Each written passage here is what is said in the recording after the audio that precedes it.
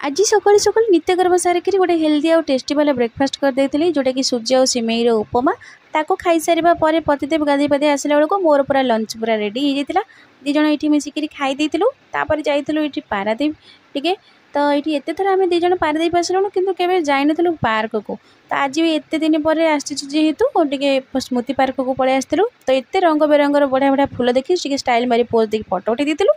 से बाहर कर पलि आसलु आ प्रतिदेव को मो गोटे पुचु बाबा मामा बढ़िया सरप्राइज रखते तो फास्ट सरप्राइजटा यहाँ गाड़ी में मो यूट्यूब चैनल ना स्टिकरिंग करते देन सेकेंडटा हूँ डिनर प्लानिंग करते गोटे बढ़िया सा होटेल ना कौन कौटी से भिडियो को कंटिन्यू करते जानीपर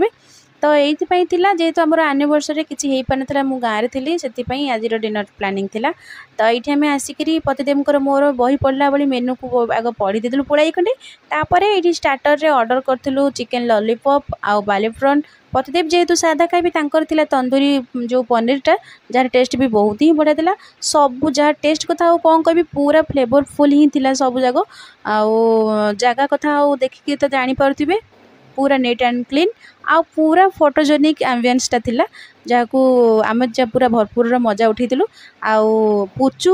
सत कथा कह गले घर जी आमको पुचु को मत भोक कैनि जिते बड़े आम बाहर को आसू भोक से कौट थाए के जानी आम पेटर खाली चूहा दौड़ती सेमती एमती पूरा भोक लगे आम दिज को तो सी तार गोटे आइसक्रीम खाईदेला पुचु आउ कि खाइलानी तापर आमर मेन कोर्स आसिक ये पहुँचाई बटर नान सालाड ता सहित बटर चिकेन आउला चिकेन गोटे भर्ता आइटम थिला आ मिक्स फ्राइड राइस थिला ता सहित चिली पनीर चिली मशरूम एमती सब थिला प्रतिदेव तांकर तो सादा खाइला आम आमर तो नॉनभेज ये खाई देलु तो जार सब टेस्ट बहुत ही बढ़िया थिला तो खाई पी सारिक जेहेतु एत बड़ होटेल को आसु फोटो वीडियो न करिक पलि जीवु कि तो ये कौन करूँ खियापिया सरीगला ना तो ये घंटे 1.5 घंटा बसिक ये पुचु मामा जो पुचु बाबा आ पुचु दिज बसिक से मैंने फोटो उठेले देन आम भी ये फोटो फोटो उठे देलु तो ये आउटडोरटा बढ़िया से ये भी बढ़िया से होता तो ये हाँ ये होटेल मेन कथा कह भूली जाइए होटेल ना हूँ संबित रॉयल आउ यहाँ हूँ आम उदयभट्टर अच्छी पारादीप उदयभट्टर अच्छी जोटा कि संबित रॉयल होटेल आपण मैंने चाहिए आसिक विजिट करेंगे रही जय जगन्नाथ पुणी देखा नेक्स्ट ब्लॉग रे।